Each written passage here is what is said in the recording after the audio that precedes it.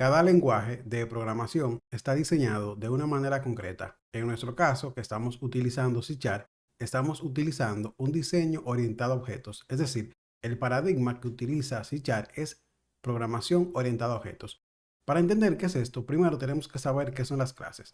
Y las clases no son más que objetos. Así que primero vamos a entender qué son los objetos. Aquí tenemos una definición de lo que es un objeto en programación. Aquí vemos que nos dice que un objeto es una entidad que representa un elemento real del mundo con atributos y comportamientos.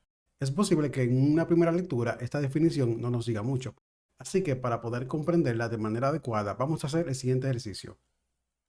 Para este ejercicio, tanto tú como yo vamos a pensar en un perro. Y el perro en el que yo voy a pensar es el siguiente. Este es un pastor alemán.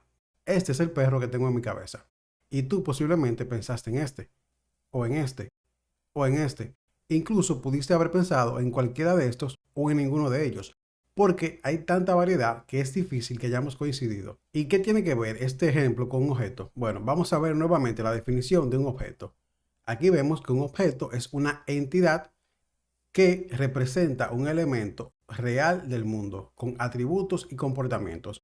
En este caso, nuestra entidad es la entidad perro, porque cuando pensamos en un perro no pensamos en un perro específico. Es decir, si yo te digo a ti que piensas en un perro y yo voy a pensar en un perro, como vimos, es muy posible que no coincidamos, pero ambos pensamos en perro.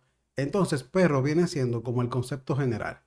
Y también perro tiene diferentes atributos. Por lo tanto, podemos decir que en este ejemplo nuestra clase o entidad, que es conceptualmente lo mismo, es perro. Así que ya tenemos una característica de nuestro objeto, que es la entidad. Luego, aquí nos dice que también un objeto cuenta con atributos y comportamientos. Pero antes de llegar ahí, quiero que veamos esto. Aquí dice la definición que representa un elemento real del mundo. Cuando nos referimos a que representa un elemento real, no nos referimos simplemente a que sea un objeto tangible, porque una cuenta de banco, por ejemplo, es un objeto real del mundo, pero no es tangible. Una lista de usuarios también es un objeto real del mundo. Te lo quise recalcar porque he visto muchas veces esta confusión, que cuando vemos que habla de un elemento real del mundo, siempre imaginamos que es un objeto tangible. Pero ya sabes que no, ya es cualquier elemento que esté en el mundo, sea tangible o no. Pues bien, continuemos.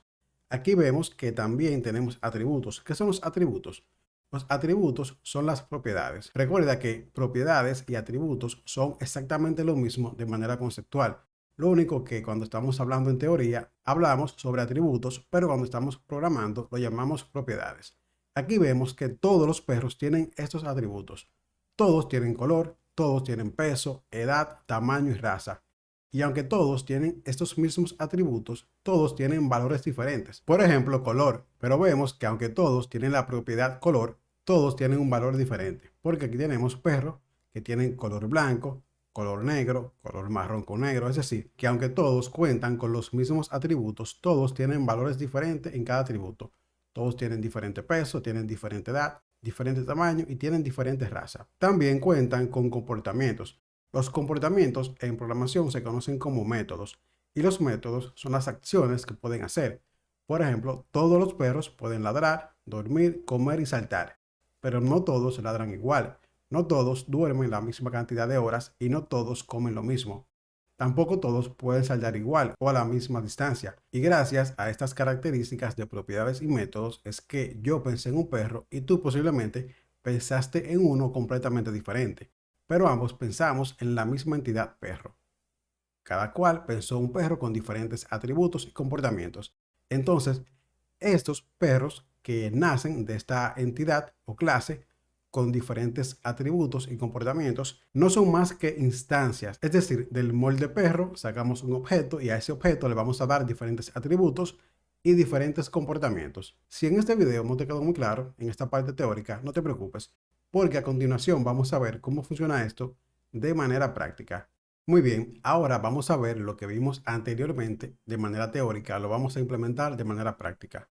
Vamos a eliminar esto que tenemos aquí del ejemplo pasado y vamos a eliminar la clase que creamos previamente, que es método. Vamos a eliminarla. Ok, ahora vamos a crear nuestra clase perro. Para esto tenemos varias maneras. Podemos dar clic en nuestro proyecto, un clic derecho, add o agregar si lo tienes en español y le damos a nuevo ítem, o también podemos dar directamente a una clase. Y también podemos ir aquí a project y add class. En este caso lo voy a hacer así. Le damos add class y aquí vamos a ingresar un nombre para nuestra clase, que es perro. Seleccionamos que esto es una clase y le damos a agregar. Y listo. Ya aquí sí ya nos creó este archivo, nuestro archivo llamado perro, que tiene este código por defecto. Vemos que estamos utilizando using, que vamos a ver más adelante qué es. Aquí tenemos la palabra namespace y tiene el nombre que le dimos a nuestro proyecto. Es decir, en nuestra clase perro estamos utilizando un namespace llamado como nuestro proyecto. Así es que se crea de manera por defecto. Y luego aquí tenemos nuestra clase con un modificador de acceso.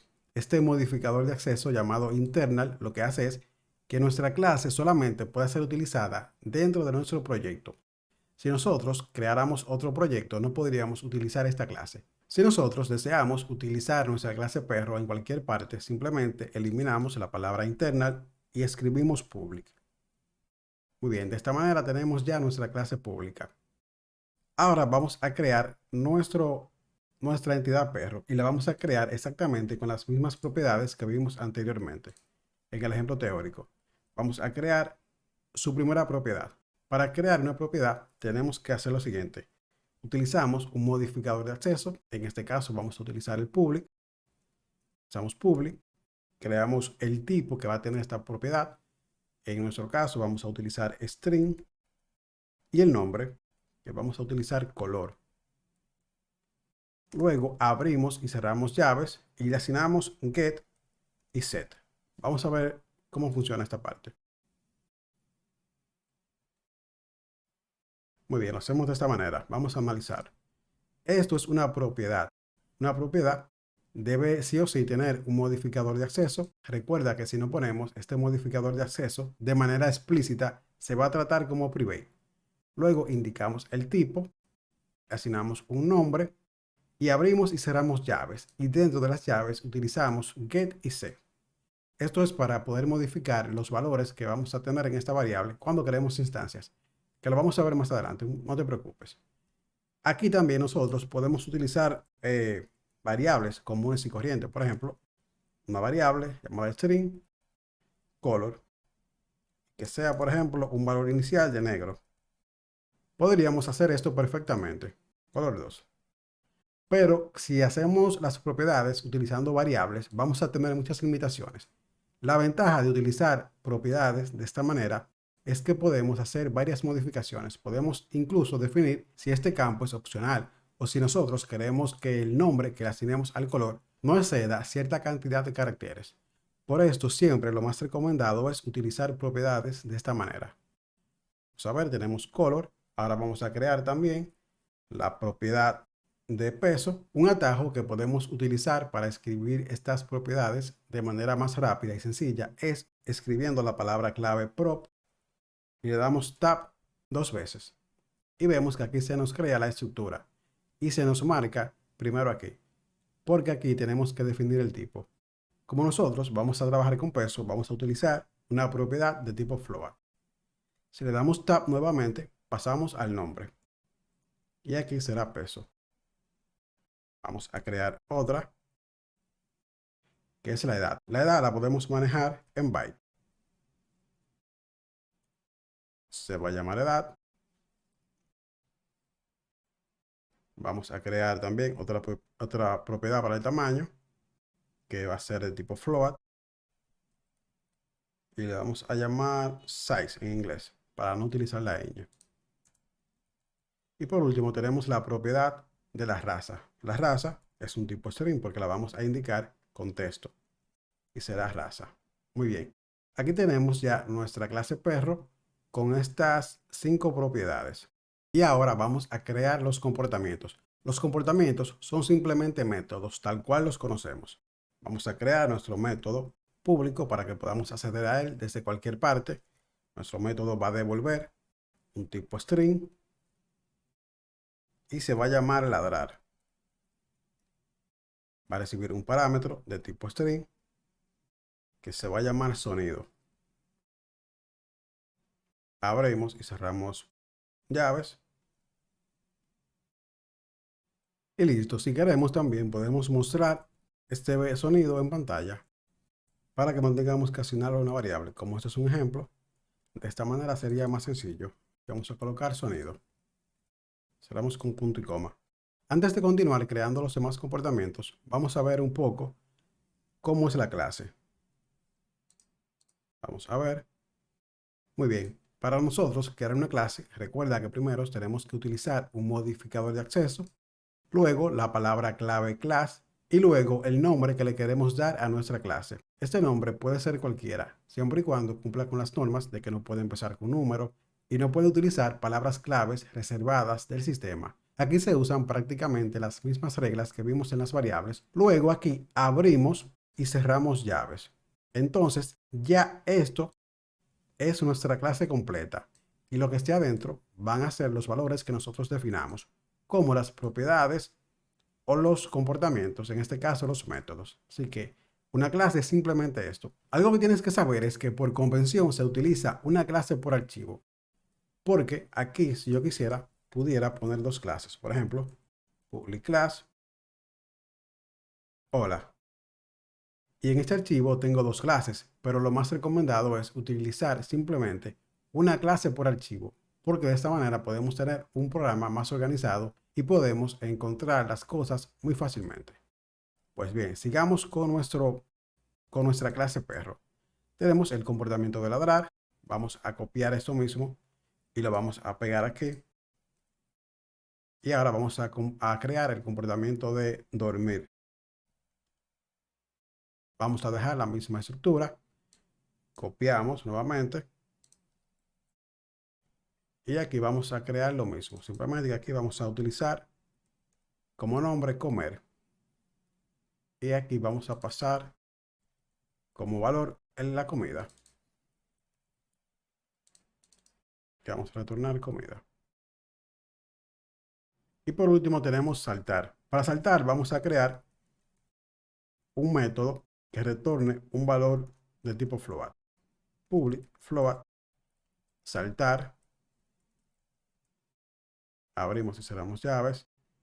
Y aquí vamos a crear una variable de tipo float llamada distancia.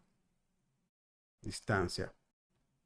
Y aquí simplemente vamos a devolver esta variable y vamos a mostrar en pantalla su valor. Console writeLine, distancia, y vamos a retornar.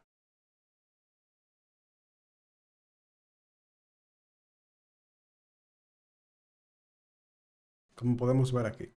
Ya con esto tenemos nuestra clase perro completamente lista y la podemos instanciar. Pero antes de continuar, en este namespace que se creó automáticamente, que le dio como nombre Hola Mundo, vamos a cambiar nuestro namespace, es decir, el valor. Vamos a escribir aquí, por ejemplo, casa de perros. Nuestro namespace se va a llamar casa de perros. Vamos a ver en el siguiente video por qué cambiamos este namespace y cómo podemos utilizarlo.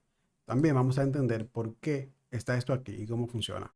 Así que nos vemos en la siguiente clase donde vamos a instanciar nuestra clase perro. Te veo allá.